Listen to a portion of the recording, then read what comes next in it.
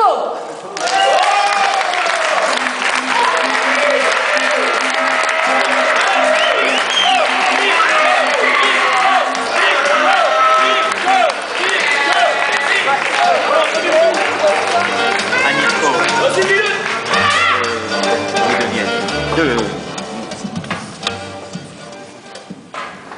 Bonjour.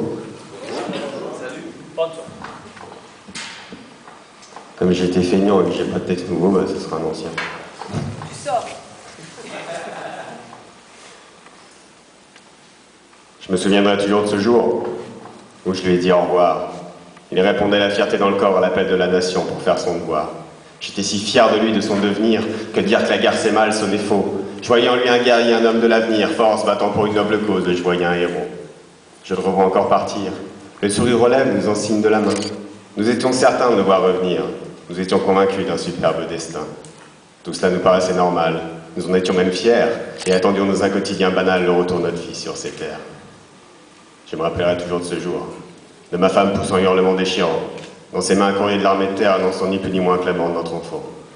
Mon fils mort, ma femme au sol qui hurle, une fissure irréversible, une douleur insoutenable, plus moyen de penser, tout mon corps qui brûle et chaque seconde est à présent insupportable. Depuis tous les soirs, je regarde la cheminée, je regarde la photo de mon fils, son sourire étincelant, figé pour l'éternité en étant conscient que c'est mon linceul que je tisse, comme mon regard accroche le ruban noir dans le coin inférieur droit de la photo. À ce moment-là me revient en mémoire mon aveuglement par mes sentiments nationaux.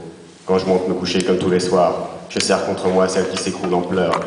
Comment se fait-il qu'on n'ait pas su prévoir? Comment se fait-il qu'on n'ait pas eu peur? Depuis, je ne cesse de me demander, de chercher pourquoi il est mort, et surtout de la main de qui plus est, même si je sais que lui aussi ne faisait que son devoir. La guerre, la guerre, la guerre. À cause d'elle, j'ai perdu mon enfant. Je ne trouve plus la femme que j'aimais naguère, mais je n'arrive pas à la haïr pourtant. Toujours ces mêmes images qui reviennent.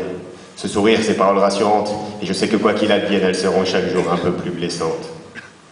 La haine a gagné un cœur de plus. Le mien bat désormais au rythme de la vengeance. À nul autre sentiment il ne laisse de place avec l'équilibre par une nouvelle intolérance. Mon esprit réclame justice, qu'elle soit d'en bas ou d'en haut. Le corps de mon fils se décompose quelque part, et nous nous enterrons 2 plaques et un drapeau. Le destin est cruel à bien des égards. La guerre, la guerre, la guerre. À cause d'elle, j'ai perdu mon enfant. Je suis le fantôme de l'homme que j'étais naguère, mais je n'arrive toujours pas à la haïr pourtant. Souvent, je me demande comment tout cela est arrivé. Je me demande aussi combien de fils le mien a tué. Je me dis que j'aurais dû l'en empêcher, je me dis que je n'ai pas su le protéger.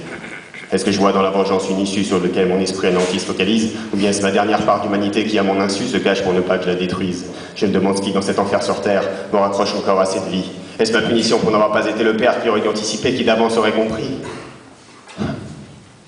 Et comprendre quoi, au juste? Que la guerre engendre la guerre, que Dieu me le rendra au centuple, ou toute autre sorte de conneries qu'on nous sert? Dois-je à mon tour entrer en guerre pour un motif personnel? Il paraît que ce sont les meilleurs au front. Ou bien dois-je souffrir en silence tout seul, avec pour seul réconfort les condoléances de la nation, fière de nous pour ce si grand sacrifice qui a juste foutu nos vies en l'air? Alors je vous le demande comme un service. Qu'est-ce que je dois faire?